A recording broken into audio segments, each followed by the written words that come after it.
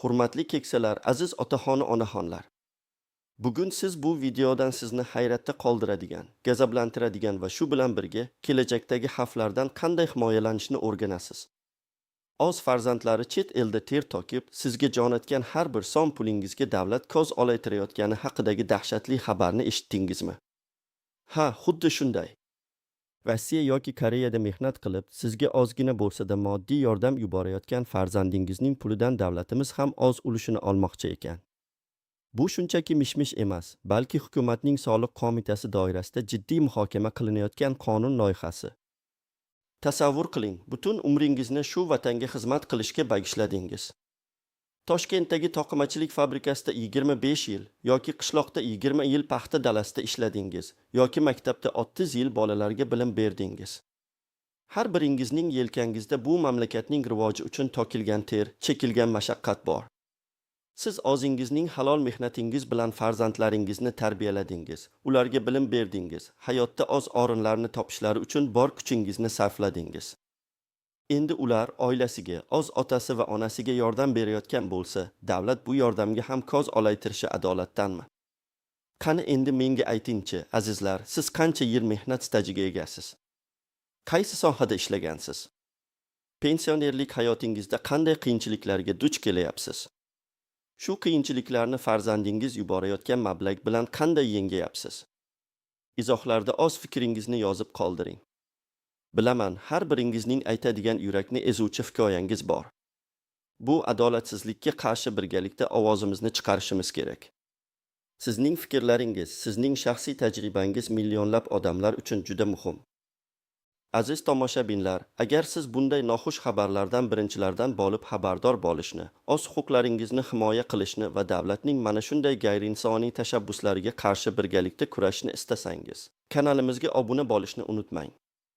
Qo'ng'iroqcha tugmasini ham bosib qo'ying, toki keyingi videoroliklarimizni o'tkazib yubormang. Chunki sizning har bir obunangiz, har bir laykingiz bizga kurashish uchun kuch beradi va hokimiyat tepasidagilarga bizning ovozimiz borligini ko'rsatadi. Qani endi, keling, vaziyat qanday tus olayotganini batafsilroq ko'rib chiqaylik. Ilgari yana yaqin 60da pensionerlarning ahvoli boshqacha edi. Yaxshi deya olmayman, lekin hozirgidan yaxshiroq edi. O'sha paytda ham pensiya jamg'armasi doimiy ravishda ko'plab muammolarga duch kelardi. Pensiyalar yetarli emasdi, ammo har holda fuqarolarning shaxsiy pul o'tkazmalariga bunday ko'z olaytirish holatlari bo'lmasdi. Odamlar o'z farzandlaridan bemalol, xotirjam pul o'tkazmalarini qabul qilishardi. Chet elda mehnat qilayotgan farzandlarning yordami ularning hayotida katta o'rin tutardi. Bu nafaqat moddiy yordam, balki farzandning ota-onasiga bo'lgan hurmatining, minnatdorchiligining ifodasi edi. Hatto eng qadimiy urf-odatlarimizda ham farzandning ota-onasini rozi qilish, ularga g'amxo'rlik qilish muqaddas burch sanaladi. Mahalla ahli ham, qarindoshlar ham, do'stlar ham buni tabiiy hol deb bilardi. Bizning jamiyatda keksalarimizga bo'lgan hurmat shunchalik chuqur singib ketgan ediki, ularga yordam berish masalasi davlat darajasida muhokama qilinishi, ayniqsa bu yordamga soliq solish g'oyasi hech kimning xayoliga ham kelmasdi. Ammo bugun vaziyat tubdan o'zgardi. Aftidan, davlat pensiya jamg'armasi o'z majburiyatlarini to'liq bajara olmayapti. Pensiyalarimiz narx-navo oldida qadrsizlanib bormoqda. Kommunal to'lovlar, oziq-ovqat mahsulotlari narxi osmonlarga ko'tarildi. Hatto oddiy dori-darmonlar ham bir pensiyaning yarmini tortib olmoqda. Ko'plab keksalarimizning pensiyalari hatto oylik ehtiyojlarini qondirishga yetmayapti. Bunday sharoitda farzandlarning yordami ular uchun yagona umid, yagona najot bo'lib xizmat qiladi. Ko'chadan birorta odamdan so'rang, hech qaysi pensioner farzandining yordamisiz to'laqonli hayot kechirayotganini ayta olmaydi. Ammo endi bizning amaldorlarimiz bu yordamga ham ko'z olaytira boshladilar. Aytingchi, bu qanday adolat? Davlat aholisining eng zaif qatlami bo'lgan pensionerlarga g'amxo'rlik qilish o'rniga ularning oxirgi nonushtaga ham sherik bo'lmoqchi. Hozirgi kunda soliq qo'mitasi tomonidan muhokama qilinayotgan qonun loyihasiga ko'ra, chet eldan keladigan barcha xalqaro pul o'tkazmalariga 12% miqdorida daromad soligi joriy etilishi rejalashtirilmoqda. Eng dahshatli tomoni shundaki, agar sizning Ustart yoki Humot kartangizga bir oyda 2 million so'mdan ortiq pul tushsa va siz bu pulni yuborgan shaxs bilan qarindoshlik aloqalarini notarial tasdiqlay olmasangiz, Soliq xizmati avtomatik ravishda jarima hisoblaydi va uni yechib oladi. 2 million so'm. Bu qanchalik ahmoqona raqam ekanligini tasavvur qilyapsizmi? Bugungi kunda Toshkentda uy ijara haqi kamida 3-4 million so'm, viloyatlarda ham u 2 milliondan kam emas. Bitta odamning oylik kommunal to'lovlari, oziq-ovqati, dori-darmonlari va kiyim-kechagi uchun 2 million so'm yetarmikan? Albatta yo'q. Bu shunchaki masxarabozlik.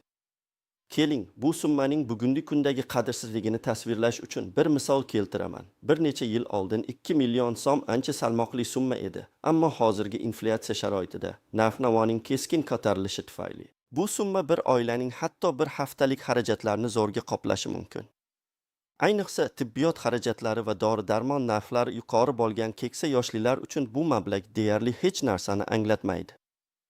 Bu qonun loyihasi eng avvalo chet elda ishlashga majbur bo'lgan farzandlari bor pensionerlarimizni xavf ostiga qo'yadi. Tasavvur qiling, qishloqda yashovchi 70 yoshli bibi Maryam buvisi bor. Uning yorgiz o'g'li Rustam uylangan, 2 farzandi bor, yoshligidan onasining ahvoliga achinib, Rossiyaga ishga ketgan. Maryam buvining eri vafot etgan, o'zi bir umr kolxozda paxta tergan, bel og'rigi, qon bosimi balandligi bilan qiynaladi. Pensiyasi 1 million 200 ming so'mga ham yetmaydi.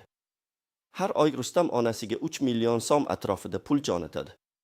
Bu pulga Maryam buvi dori-darmon oladi, ovqatlanadi, o'z uyining tomidan yoqqan suvni ta'mirlashga harakat qiladi. Endi bu pulning 12%, ya'ni 360 ming so'mi davlatga o'tadimi? Bu o'sha Maryam buvining bir haftalik ovqati yoki bir oylik dori-darmoni degani. Axir bu davlat o'z fuqarosining qonini sog'ishdan boshqa narsa emas-ku. Yana bir misol, Samarqand viloyatining Katta Qo'rg'on tumanida yashovchi 68 yoshli Boboqul ota bor. Uning qizi Koreyada tibbiyot sohasida ishlaydi. Boboqul ota o'z pensiyasiga hech narsa qila olmaydi, faqatgina zaruriy ehtiyojlarni qondiradi. Qizi har 2-3 oyda bir marta 5-6 million so'm atrofida pul jo'natadi. Bu pulga Boboqul ota nevaralarining o'qish xarajatlarini qoplashga yordam beradi. Ba'zida uyga gaz plitasi sotib oladi, ba'zida keksayib qolgan xotiniga yangi kiyim oladi. Endi uning qizining halol mehnati evaziga topgan pulidan davlat o'z ulushini olib qolsa, qanday qilib Boboqul ota farzandlariga va nevaralariga yordam bera oladi? Axir bizning jamiyatimizda keksalarning farzandlariga va nevaralariga yordam berishi bu nafaqat moddiy ko'mak, balki ma'naviy tayanch hamdir. Bu ularning hayotida o'z o'rnini saqlab qolishiga yordam beradi.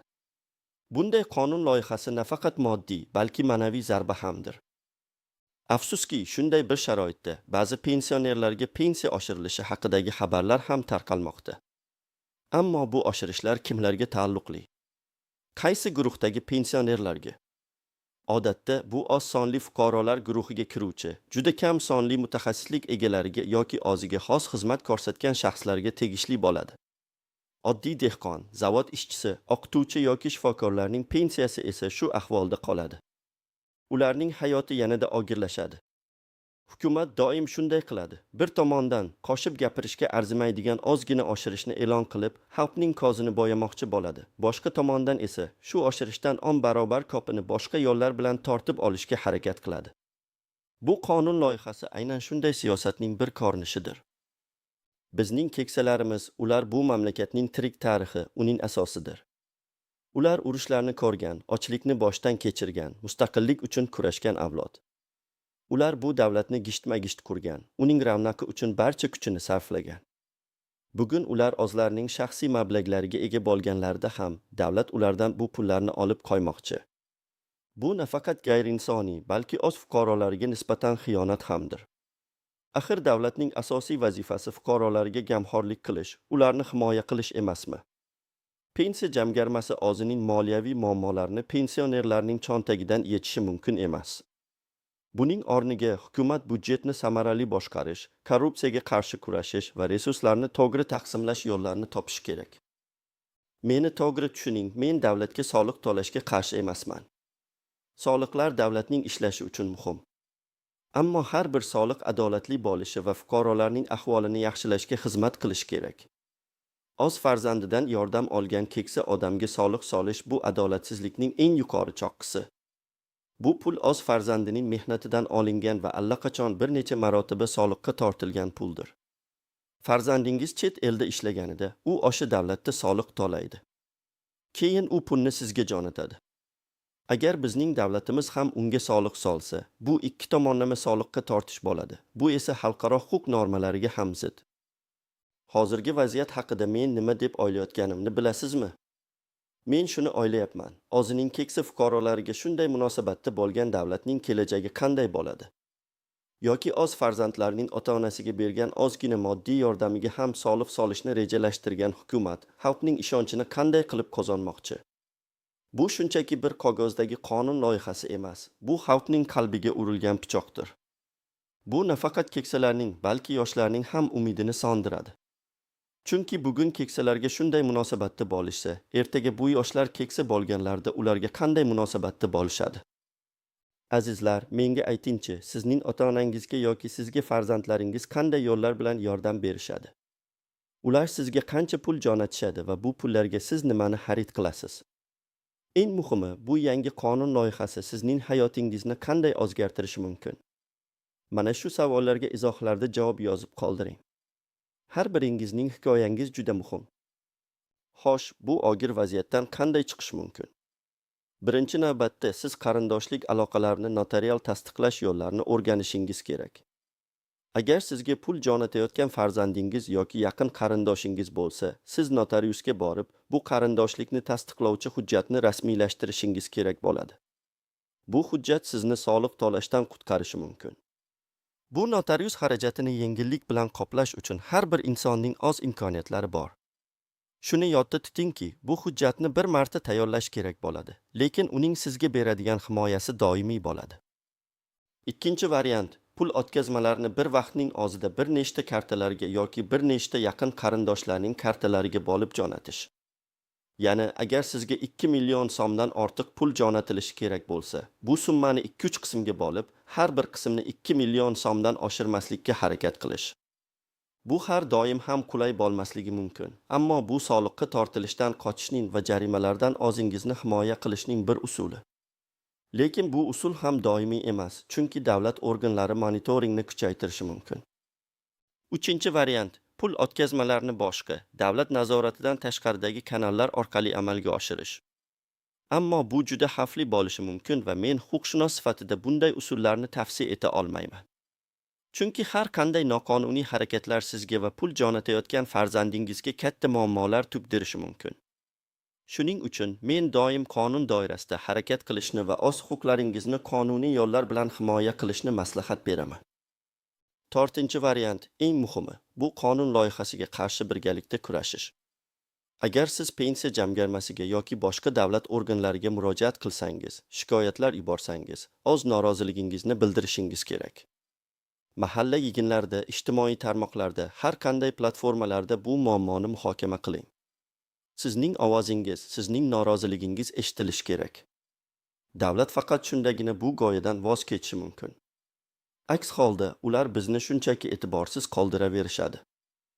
Eng muhimi, hurmatli keksalar, aslo tushkunlikka tushmang. Bizning kuchimiz birlikdadir. Farzandlarimizning bizga yordam berish huquqini va bizning bu yordamni erkin qabul qilish huquqimizni himoya qilishimiz shart. Axir bu bizning shaxsiy ishlarimiz va davlatning bu masalaga bunday aralashishi aslo qabul qilinishi mumkin emas.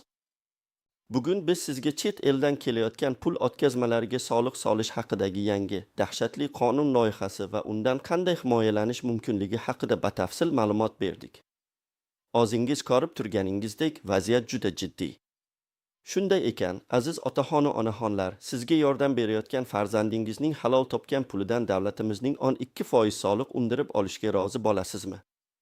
Bu savolga javobingizni izohlarda kutib qolaman. Va yana bir bor aytaman, sizning har bir izohingiz juda muhim. Farzandlaringizga yuboring bu videoni, ular ham bilsinlar bu adolatsizlikni. O'z huquqlarimizni birgalikda himoya qilamiz. Assalomu alaykum va rahmatullohi va barakatuh.